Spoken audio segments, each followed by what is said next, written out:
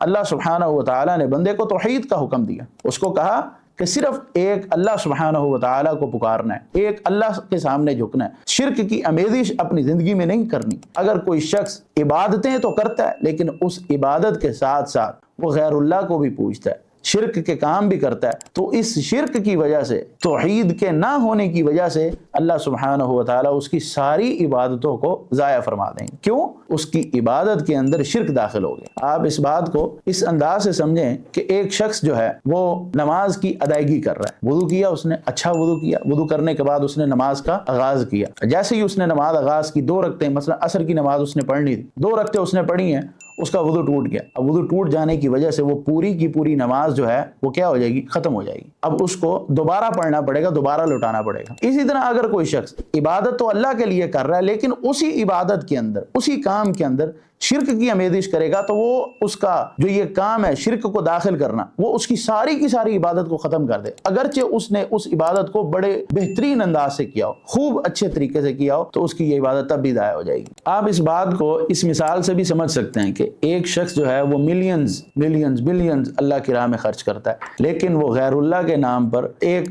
20,000 30,000 یا 50,000 تک کی بکری ذبح کرتا ہے۔ بکری ذبح کرے گا جو غیر اللہ کے نام کی ہوگی، وہ اس کی ملینز اور بلینز کی جو انویسٹمنٹ ہے، جو اس نے اپنے لیے اللہ کی خاطر کی ہے، اللہ کے راستے میں کی، وہ ساری کی ساری ضائع ہو جائے گی۔ اللہ کہتے ہیں کہ جب ان کی کھیتی کٹ جاتی ہے یا ان کے جو جانور ہیں، جو انہوں نے جانور بنائے ہوئے ہیں، جانور رکھے ہوئے ہیں، پھر یہ ان میں سے حصہ بناتے ہیں، ایک حصہ اللہ کے لیے اور ایک حصہ غیر اللہ کے لیے، اپنی کھیتی کی کٹائی کے بعد کہ یہ حصہ اللہ کے نام پر اور یہ حصہ غیر اللہ کے نام پر۔ جب یہ تقسیم کر دیتے ہیں، اللہ سبحانہ و تعالیٰ کیا فرماتے ہیں؟ فما كان لشركائهم فلا يصل الى الله وما كان لله فهو يصل الى شركائهم، کہ جو حصہ انہوں نے اپنے لیے، اپنے شریکوں کے لیے مقرر کیا ہوتا ہے، وہ حصہ تو اللہ کو نہیں پہنچتا۔ اب اس میں سے جو حصہ یہ اللہ کے لیے مقرر کرتے ہیں، اللہ سبحانہ و تعالیٰ اس کو بھی نہیں لیتا، وہ بھی ان کے شریکوں کی طرف لوٹا دیتے ہیں۔ یعنی اللہ سبحانہ و تعالیٰ عبادت میں یہ چاہتے ہیں کہ عبادت اخلاص کے ساتھ خالصتاً اللہ کی رضا کے لیے کی جائے۔ اگر عبادت کے اندر کسی بھی قسم کی تھوڑی سی مقدار میں بھی